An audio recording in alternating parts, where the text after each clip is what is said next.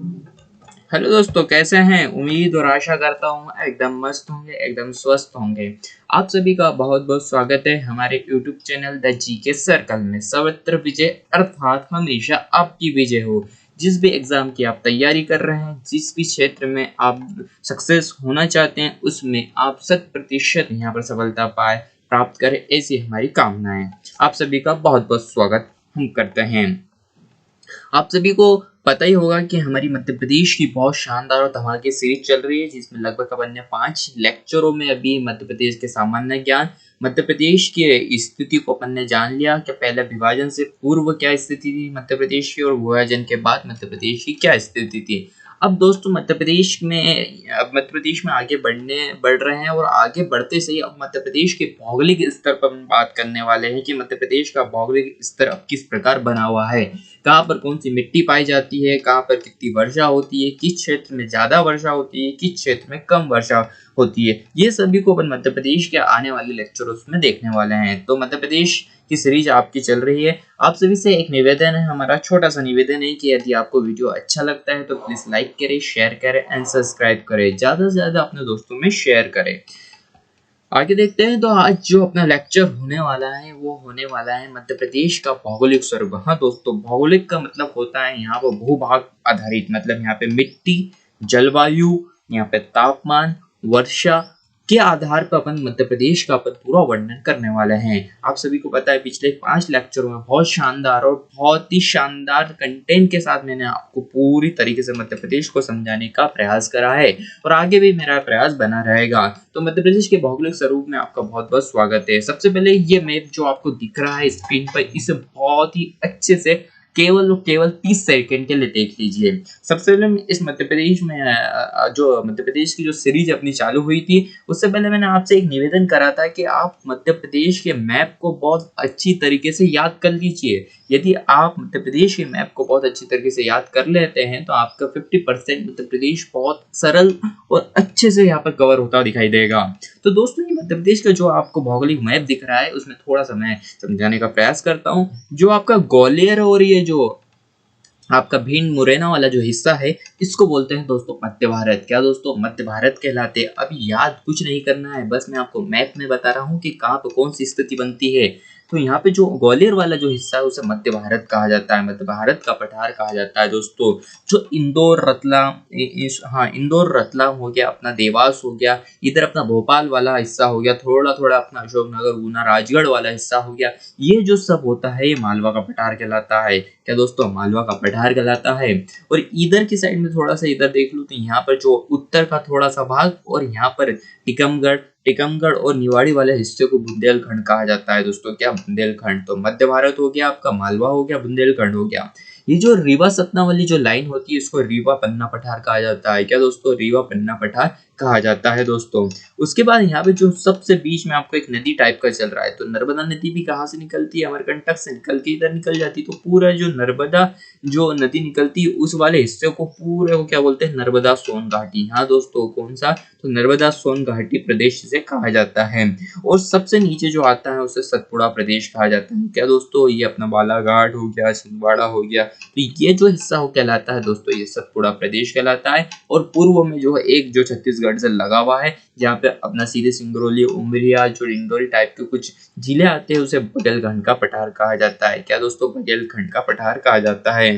तो दोस्तों, एक बार यहाँ पे मैं याद करवाने का प्रयास करता हूँ। 1, ये 2, ये 3, ये 4, ये 5 और ये 6 और ये 7। क्या दोस्तों, 7 प्रदेश। ठीक है, तो अभी तो आपको केवल के चित्र याद करना था दोस्तों। आगे बढ़ते हैं तो देखते हैं कि मध्य प्रदेश विभाजन से पूर्व 9 भौतिक प्रदेशों में, क्या दोस्तों, विभाजन से पूर्व का यदि पूछ ले तो 9 भौतिक प्रदेशों में विभाजित था, लेकिन वर्तमान में मध्य प्रदेश 7 भौतिक प्रदेशों में विभाजित है। हाँ दोस्तों, कितने, मैंने आपको भी गिना के बताए थे कितने प्रदेशों में बटा हुआ था मध्य प्रदेश, तो 7 भौतिक प्रदेशों में विभाजित था। थोड़ी सी मैं बात करता हूँ कि फिजियोग्राफिकल मैप ऑफ इंडिया क्या होता है। ये जो फिजियोग्राफिकल जो होता है ना मैप इंडिया का, पूरे इंडिया का मैप का, इससे जो काम करने का कार्य होता है वो फिजियोग्राफिक मैप का ही होता है। इंडिया में मध्य प्रदेश को 3 वृत्त प्रदेशों में बांटा है दोस्तों। इंपॉर्टेंट यहाँ पे प्रश्न बनता है कि मध्य प्रदेश कितने भौतिक प्रदेश है, तो कभी कभी आंसर ज्यादा हुआ दिखाई देता है दोस्तों 7। क्या दोस्तों, कभी 7 आंसर दिखाई देता है, लेकिन कभी कभी इसमें 3 आंसर को भी सही माना जाता है। हाँ दोस्तों, क्या इसका जो उत्तर 3 को भी सही माना जाता है, और क्यों माना जाता है उसका उत्तर आपको दिख गया होगा। क्योंकि जियोग्राफिक मैप ऑफ इंडिया ने मध्य प्रदेश को 3 वृत्त प्रदेशों में बांटा है, जैसे मध्य उच्च प्रदेश, पूर्वी पठार और उत्तरी ढक्कन। क्या दोस्तों, मध्य उच्च प्रदेश, पूर्वी पठार और उत्तरी ढक्कन नाम से 3 प्रदेशों को बांटा गया है दोस्तों। उम्मीद करता हूँ आपको इतना समझ में आ गया होगा। किसी भी क्षेत्र का भौगोलिक विभाजन, क्या दोस्तों, उसका भौगोलिक विभाजन किस आधार पर किया जाता है, तो उस क्षेत्र में पाई जाने वाली जलवायु, जिस क्षेत्र का भौगोलिक विभाजन करना है उस क्षेत्र में पाई जाने वाली जलवायु, वहां पर कितना दाब बन रहा है, कितनी वर्षा हो रही है, वहां के पठार, यहाँ पर पठार की बात करते हैं, और वायु और पर्वत के आधार पर किया जाता है। मतलब एक प्रश्न बन जाता है कि भौगोलिक विभाजन किस आधार पर किया जाता है, तो जलवायु, दाब, वर्षा, पठार, वायु, पर्वत के आधार पर यहाँ पर किसी भी क्षेत्र का भौगोलिक विभाजन किया जा सकता है। प्रदेश के पश्चिमी भाग में आप सभी को पता है रतलाम, झाबुआ, अलीराजपुर वाला जो हिस्सा है, पश्चिम भाग में कौन सी टेप पाई जाती है, तो ढक्कन टेप पाई जाती है दोस्तों। याद रखना, ढक्कन टेप की चट्टानें तथा पूर्वी भाग में जो आपका पूर्वी भाग होता है सीधी सिंगरौली वाला, वहां पर विंध्यशैल समूह पाया जाता है। तो कभी कभी प्रश्न पूछ लेता है कि मध्य प्रदेश के पश्चिमी भाग में कौन सी टेप पाई जाती है, तो यहाँ पर ढक्कन टेप कहा जा सकता है। और यदि पूर्वी भाग की यदि बात करता है तो कौन सी शेल पाई जाती है, तो विंध्यशैल यहाँ पर पाई जाती है। आगे देखते हैं तो दोस्तों यहाँ पे भूवैज्ञानिक दृष्टि से कौन सा दोस्तों की वैज्ञानिक दृष्टि से मध्य प्रदेश सार्वत्रिक प्राचीनतम गोंडवान लैंड का भूभाग है। दोस्तों कभी कभी प्रश्न में पूछ लेता है कि मध्य प्रदेश किसका भाग है यहाँ पर, तो वहां पर आपको ऑप्शन में जो आपको उत्तर दिखाई देगा वो होगा कि प्राचीनतम गोंडवान लैंड का भाग है। मतलब जो गोंडवान लैंड होता है उसका एक पूरा भाग क्या है, मध्य प्रदेश है। और सबसे इंपॉर्टेंट फैक्ट ये है कि मध्य प्रदेश भू आवेशित राज्य है।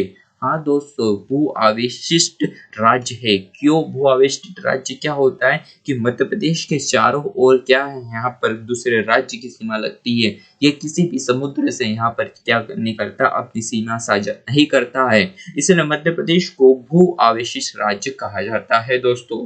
उम्मीद करता हूँ यहाँ पर दो जो फैक्ट आपको बहुत इंपॉर्टेंट दिखाई दे रहे हैं वो याद हो चुके होंगे।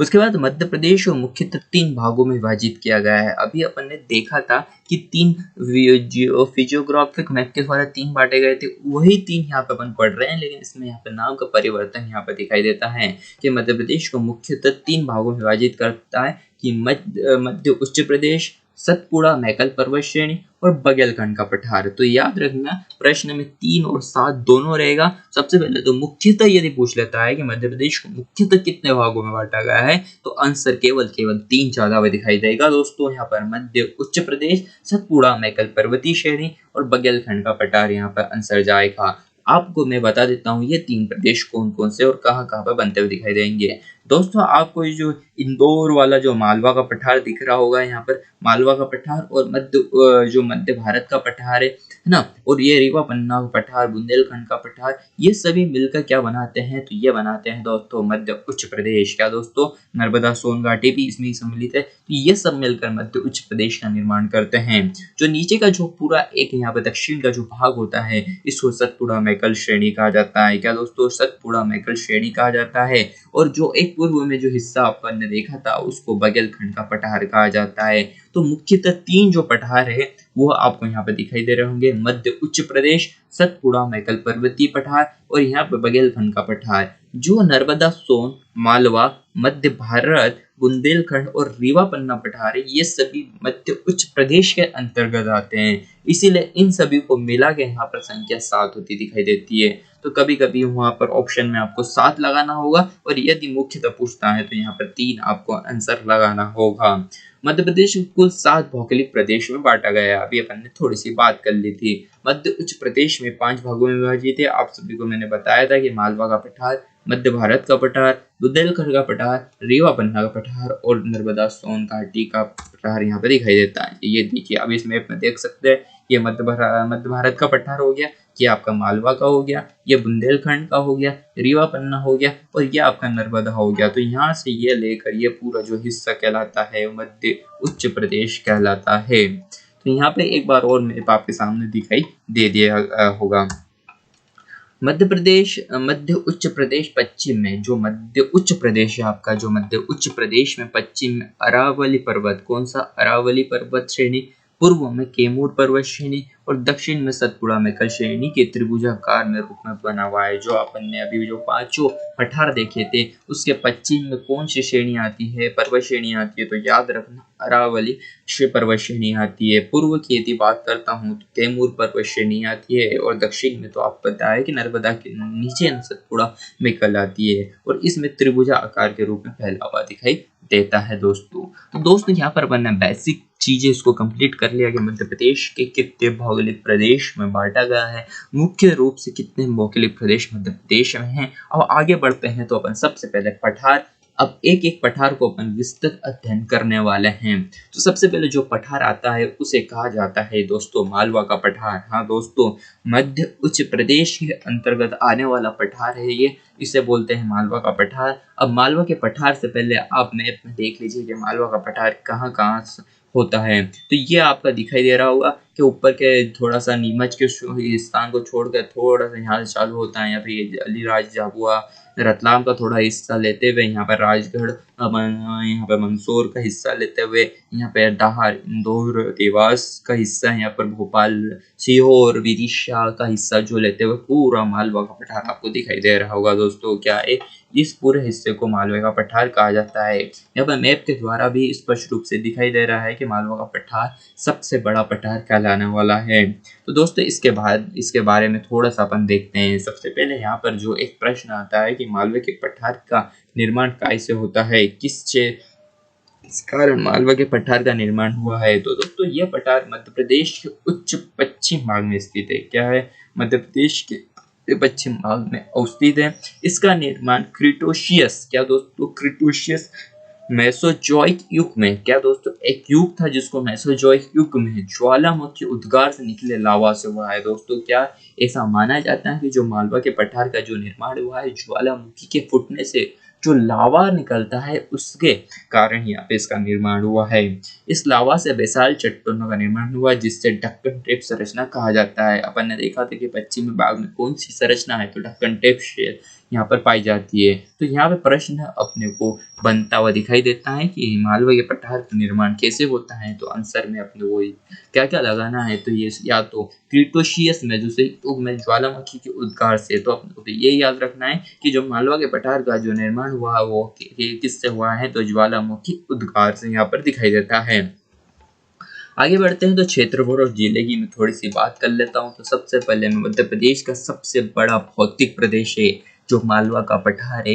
यह मध्य प्रदेश का सबसे बड़ा भौतिक प्रदेश है दोस्तों। क्या सबसे बड़ा भौतिक प्रदेश यहाँ पर क्या है, तो यहाँ पर मालवा का पठार है। इसका क्षेत्रफल ये दोस्तों कितना बड़ा क्षेत्रफल यहाँ पे दिखाई देता है, 2 मतलब 88,222 वर्ग किलोमीटर। हाँ दोस्तों कितना, 88,222 वर्ग किलोमीटर में ये पूरा प्रदेश क्या है, फैला हुआ है। जो मध्य प्रदेश के कुल क्षेत्र का 28% है। मध्य प्रदेश के कुल हिस्से का कितना प्रतिशत मालवा का पठार है, तो 28%। और कितना इसका वर्ग किलोमीटर, तो 88,222 वर्ग किलोमीटर है दोस्तों। तो यहाँ पे दो फैक्ट अच्छे से याद कर लेना कि मालवा का प्रदेश पूरे प्रदेश का कितना हिस्सा है, तो 28 प्रदेश है। उसके बाद यहाँ पर आने वाले अंतर्गत थोड़े जिले देख लीजिए, जैसे मंदसौर, रतलाम, झाबुआ, अलीराजपुर, देवास, धार, उज्जैन, इंदौर, शाजापुर, आगरमालवा, राजगढ़, सीहोर, भोपाल, रायसेन, विदिशा और कुछ भाग आगर, अशोकनगर, गुना का आता हुआ दिखाई देता है। तो बहुत बड़ा प्रदेश यहाँ मालवा का दिखाई देता है। यहाँ पे मैं थोड़ा सा भौगोलिक विस्तार देख लेता हूँ कि इस पर मालवा के पठार का। यहाँ पे मैं इस स्लाइड में ये समझाना चाहता हूँ कि मालवे के पठार, जो मालवा का पठार है उसके उत्तर में कौन सा पठार है, उसके दक्षिण के में कौन सा पठार है, उसके उत्तर पूर्व में कौन सा पठार है और उसके पूर्व में कौन सा पठार है। तो दोस्तों इस हिसाब से तो आप मैप पे चलिए, तो सबसे पहले आपको यहाँ पे मालवा का पठार दिखाई दे रहा होगा और मालवा के पठार के सबसे ऊपर आपको दिखाई दे रहा होगा मध्य भारत का पठार। तो देखिए दोस्तों, उत्तर में कौन सा पठार आ जाएगा, इसके मध्य भारत का पठार आ जाएगा दोस्तों। इस मालवा पठार के सबसे नीचे आपको दिखाई दे रहा होगा सरवर नर्मदा सोन घाटी। यहाँ दोस्तों कौन सा नर्मदा सोन घाटी प्रदेश दिखाई दे रहा होगा। तो यहाँ पर दक्षिण में देख लीजिए कि मालवा के पठार के दक्षिण में क्या आता है। तो यहाँ पर आपको दिखाई दे रहा होगा नर्मदा घाटी प्रदेश आता हुआ दिखाई देता है। उसके बाद देखिए मालवा पठार के सबसे पूर्व की यदि मैं बात करूँ तो सबसे पूर्व में कौन सा आता है, रीवा पन्ना पठार आता है। और उत्तर पूर्व की यदि मैं बात करूँ तो बुंदेलखंड का पठार यहाँ पे दिखाई दे रहा होगा। तो मैप में यही देखना है कि कौन सा मालवा के पठार के उत्तर में कौन सा प्रदेश है, दक्षिण में कौन सा है, पूर्व में कौन सा है। तो ये अपन ने यहाँ पर थोड़ा समझने का प्रयास करा। अब मैं जाता हूँ तो जलवायु और मिट्टी की बात कर लेता हूँ। तो सबसे फैक्ट प्रश्न ये बनता है कि यहाँ पर मालवा के पठार में कौन सी जलवायु पाई जाती है। तो सम जलवायु पाई जाती है। हाँ दोस्तों, कौन सी, सम जलवायु यहाँ पर पाई जाती है। मालवा के पठार में सम जलवायु पाई जाती है। फयान नामक यात्री, ये एक यात्री था जो चीन से आया था। फयान नामक यात्री ने मालवा की जलवायु को विश्व की सबसे श्रेष्ठ जलवायु बताया। और वास्तव में यहाँ की जलवायु बहुत श्रेष्ठ है, बहुत अच्छी जलवायु मालवा में पाई जाती है। तो यहाँ पे फयान नामक यात्री ने मालवा की जलवायु को विश्व की सबसे श्रेष्ठ जलवायु बताया है। तो प्रश्न बन जाता है कि किस यात्री ने मालवा की जलवायु को विश्व की सबसे श्रेष्ठ जलवायु बताया था। तो आप याद रखना, फायान नामक यात्री ने क्या करा था, ये बताया था। हाँ, अब बात कर लेते हैं यहाँ पर कौन सी मिट्टी पाई जाती है। तो मालवा में रहने वाले लोगों को तो पता ही होगा कि यहाँ पर गहरी काली मिट्टी पाई जाती है। दोस्तों कौन सी, गहरी काली मिट्टी यहाँ पर मालवा में पाई जाती है। तो दो प्रश्न बनते हैं कि कौन सी जलवायु पाई जाती है। तो सम जलवायु पाई जाती है। और मिट्टी की बात कर लेता हूँ, कौन सी मिट्टी पाई जाती है। तो यहाँ पर गहरी काली मिट्टी पाई जाती है। वर्षा की यदि मैं बात करूँ तो यहाँ पर लगभग और एवरेज वर्षा जो औसत वर्षा होती है वो 75 से लेकर 125% सेंटीमीटर यहाँ पर वर्षा दिखाई देती है। कितने दोस्तों, 75 से लेकर 125 सेंटीमीटर की वर्षा। मालवा में बहने वाली जो प्रमुख नदियां हैं उसमें है चंबल, शिप्रा, पार्वती, काली सिंह आदि है। कौन कौन सी दोस्तों, तो चंबल, शिप्रा, पार्वती, काली सिंह यहाँ पर मालवा की प्रमुख नदी कहलाती है दोस्तों। उसके बाद मालवा की कुछ चोटियों की बात मैं कर लेता हूँ कि मालवा की कुछ प्रमुख चोटियों की यदि मैं बात करता हूँ तो सबसे पहले तो 3 प्रमुख चोटियां यहाँ पे निकलती आती है। एक है सिगार, जाना पाव की पहाड़ियां और धजारी। तो यहाँ पर सिगार हो गया, जाना पाव हो गया और धजारिया हो गया। अब मैं सिगार में चलता हूँ तो सिगार मालवा की सबसे ऊंची चोटी है। तो प्रश्न बनता है कि मालवा की सबसे ऊंची चोटी कौन सी है। तो सबसे ऊंची चोटी की यदि मैं बात करता हूँ मालवा की तो वो है सिगार। हाँ दोस्तों, कौन सी है, यहाँ पर सिगार आपको दिखाई देगी। इसकी लंबाई 881 मीटर है। क्या दोस्तों, 881 मीटर है। ये सागर में स्थित है। तो इम्पोर्टेंट फैक्ट तो ये है, सबसे ऊंची चोटी भी सिगार है। और सिगार कहाँ पे है, तो स याद रखना। स से क्या याद रखना है, सी ने सागर हो जाएगा। तो मतलब यहाँ पर सागर याद रखना है आपको कि सिगार कहाँ पर स्थित है, तो सागर में स्थित है। बाकी दोनों जो है ये इंदौर में स्थित है। जाना पाव भी इंदौर में स्थित है। और धजारी जो तीसरी मालवा की सबसे ऊंची चोटी है यह भी इंदौर में स्थित है। तो दोस्तों याद करने की दृष्टि से सबसे इंपॉर्टेंट फैक्ट अपन यहाँ पर कंप्लीट करा। उसके बाद कुछ इस मालवा के पठार के कुछ फैक्ट बनते हैं जो परीक्षा की दृष्टि से बहुत इंपॉर्टेंट है। इस पठार में अन्य भौतिक प्रदेश की तुलना में गेहूं का उत्पादन अधिक होने से गेहूं की डलिया कहा जाता है। तो इस पठार को गेहूं की डलिया कहा जाता है। प्रश्न ये बनता है कि किस पठार को गेहूं की डलिया कहा जाता है। तो मालवा के पठार को गेहूं की डलिया कहा जाता है। इस पठार का जो ढाल होता है, ढाल मतलब उसका बहाव या बहने किस दिशा में बहता है वो पठार। तो जो ढाल होती है वो उत्तर दिशा में होती है। उत्तर दिशा में होने के कारण भी क्या होता है, आप सभी को पता है कि चंबल यहाँ से नॉर्थ निकल कर मंसूर जाती है। उसे आना किधर चाहिए, नीचे, लेकिन जाती किधर, ऊपर की साइड जाती है। मतलब उसका जो ढाल है मालवा का पठार का, तो वो किधर है, तो उत्तर की ओर है। मालवा का पठार चंबल और नर्मदा नदी के मध्य जल विभाजक का कार्य करता है। इंपॉर्टेंट फैक्ट होता है यहाँ पर कि कौन सा पठार नर्मदा और चंबल में जल विभाजक का कार्य करता है। क्या दोस्तों, मध्य जल विभाजक का कार्य करता है। तो उसका जो नाम है दोस्तों मालवा का पठार यहाँ पर है। जितना बड़ा सपना होगा उतनी बड़ी तकलीफें होगी। जितना बड़ा सपना होगा उतनी बड़ी तकलीफें होगी, जितनी बड़ी तकलीफें होगी उतनी बड़ी कामयाबी होगी। हाँ दोस्तों, कि यहाँ पर आपका सपना बड़ा होना चाहिए, और सपना बड़ा है तो तकलीफें बड़ी होगी, और जितनी बड़ी तकलीफें होगी उतनी अच्छी और बड़ी कामयाबी आपको यहाँ पर मिलेगी। दोस्तों आगे बढ़ते हैं तो अपना दूसरा जो पठार आता है मध्य भारत का पठार है, ये भी मध्य उच्च प्रदेश का एक हिस्सा है। तो मध्य भारत के पठार में अपन यहाँ पर पढ़ने वाले हैं। तो यहाँ पर सबसे पहले मैप में अपन देख लेते हैं मध्य भारत का पठार कहाँ पे है। तो ये जो लाल वाला हिस्सा दिखाई दे रहा है इसको अपन क्या बोलते हैं, मध्य भारत का पठार कहा जाता है। क्या दोस्तों, मध्य भारत का पठार इसे कहा जाता है। वास्तव में एक प्रश्न यही बनता है कि निर्माण की जब बात की जाती है तो सभी पठारों का निर्माण आपको याद करना है। ये क्षेत्र चंबल का उप आंध्र प्रदेश के नाम से जाना जाता है। क्या दोस्तों, उप आंध्र प्रदेश के नाम से जाना जाता है, और इसका निर्माण आर्कियन युग की ग्रेनाइट व निच चट्टानों से हुआ है। क्या दोस्तों, याद कर लेना, इसका जो निर्माण होता है वो काय से होता है, आर्कियन युग की ग्रेनाइट व निच चट्टानों से हुआ है। इसका निर्माण विंध्य शैल समूह के अपवर्तन से या चंबल व यमुना नदी के निष्पेषण से भी हुआ है। इसमें 2-3 फैक्टर बनते हैं। सबसे पहले तो आपको ये याद रखना है उप आंध्र प्रदेश किसे कहा जाता है, तो ये है मध्य भारत का जो प्रदेश होता है उसे उप आंध्र प्रदेश के नाम से जाना जाता है। यहाँ पे 2 प्रकार के फैक्ट निकलते हैं कि इसके निर्माण से 2 संभावना दिखाई देती है, या तो इसका निर्माण आर्कियन युग की चट्टानों और निच चट्टानों से हुआ है, या तो चंबल और यमुना नदी के निष्पेषण से हुआ है। क्या दोस्तों, चंबल और यमुना नदी के द्वारा निष्पेषण से इसका दिखाई देता है। उसके बाद आगे बढ़ते हैं तो क्षेत्रफल और जिले की जब मैं बात कर लेता हूँ तो इसका जो क्षेत्रफल है 32,896 वर्ग किलोमीटर है। दोस्तों कितना, 32,896 वर्ग किलोमीटर, जो प्रदेश के कुल क्षेत्रफल का 10% है। कितना दोस्तों, कुल क्षेत्रफल का 10% है। इसके अंतर्गत आने वाले जो जिले हैं उसमें आता है भिंड, मुरैना, श्योपुर, ग्वालियर, दतिया, शिवपुरी, गुना, नीमच जिला आते हैं। दोस्तों कौन कौन सा, भिंड, मुरैना, श्योपुर, ग्वालियर, दतिया, शिवपुरी, गुना और नीमच के जिले यहाँ पर दिखाई देते हैं। तो याद रखने के फैक्ट से याद रखना कि 32,896 वर्ग किलोमीटर है, और 10% यहाँ पर इसका भूभाग आता हुआ दिखाई देता है।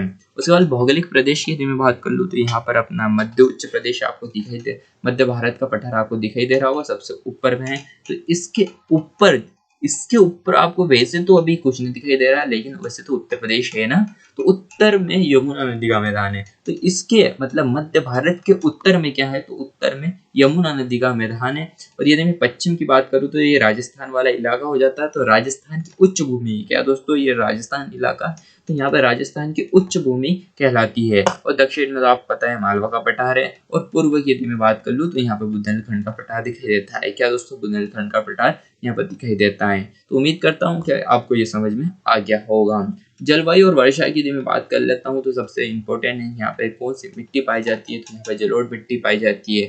वहाँ पे अपन ने देखा था घरी काली मिट्टी पाई जाती है, और यहाँ पर कौन सी दोस्तों, तो बहुत इंपॉर्टेंट है, जलोढ़ मिट्टी यहाँ पर पाई जाती है। तथा जलवायु की यदि मैं बात करता हूँ तो महाद्वीपीय प्रकार की जलवायु पाई जाती है। कौन सी दोस्तों, तो महाद्वीपीय प्रकार की जलवायु यहाँ पाई जाती है। और औसतन वर्षा की यदि मैं बात करूँ तो 75 सेंटीमीटर से लेकर से कम होती है। क्या दोस्तों, यहाँ पर औसतन वर्षा 75 सेंटीमीटर से कम है, तथा शेष भौतिक प्रदेश से सबसे कम है। मतलब सबसे कम वर्षा यहीं होती है। आपको पता है कि भिंड के गोहतक में सबसे कम वर्षा होती है, भिंड के गोहतक में सबसे कम वर्षा होती है, लगभग शायद 55 सेंटीमीटर के आसपास यहाँ पर। तो यहाँ पे 3 फैक्ट याद रखना है कि कौन सी मिट्टी पाई जाती है, तो जलोढ़ मिट्टी पाई जाती है। कौन सी जलवायु पाई जाती है, तो महाद्वीपीय प्रकार की जलवायु यहाँ पाई जाती है। और औसतन वर्षा की मैं बात करता हूँ तो 75 सेंटीमीटर से भी कम वर्षा यहाँ पर होती है। महत्वपूर्ण तथ्य की थोड़ी सी मैं बात कर लेता हूँ कि मध्य प्रदेश में सबसे कम वर्षा भिंड के गोहद नामक स्थान पर होती है। क्या दोस्तों, मध्य प्रदेश में सबसे कम वर्षा भिंड के गोहद नामक होती है। यहाँ पर जो प्रमुख नदी है वो है चंबल बेतवा है। कौन सी, चंबल और बेतवा यहाँ की प्रमुख नदी है। इस पठार में सरसों का उत्पादन अधिक होने से यहाँ पर सरसों की हांडी कहा जाता है। मालवा के पठार में गेहूं का उत्पादन सर्वाधिक होने के कारण से गेहूं की डलिया कहा जाता है, और यहाँ पर सरसों का उत्पादन अधिक होने से इसे सरसों की हांडी कहा जाता है। आप सभी का बहुत बहुत धन्यवाद है। उम्मीद करता हूँ कि आपको मेरे द्वारा दिया जाने वाला कंटेंट और मेरे द्वारा जिस प्रकार समझाया जा रहा है वो आपको बहुत अच्छा लग रहा होगा। तो आप सभी का बहुत बहुत धन्यवाद। इसी प्रकार हमारे साथ बने रहे, हम ऐसी आशा और ऐसी कामना करते हैं। आप सभी से बस मेरा छोटा सा निवेदन होता है कि यदि आपको वीडियो अच्छा लगता है तो प्लीज़ उसे लाइक करें, शेयर करें एंड सब्सक्राइब करें। आप सभी का बहुत बहुत धन्यवाद। जय हिंद, जय भारत दोस्तों।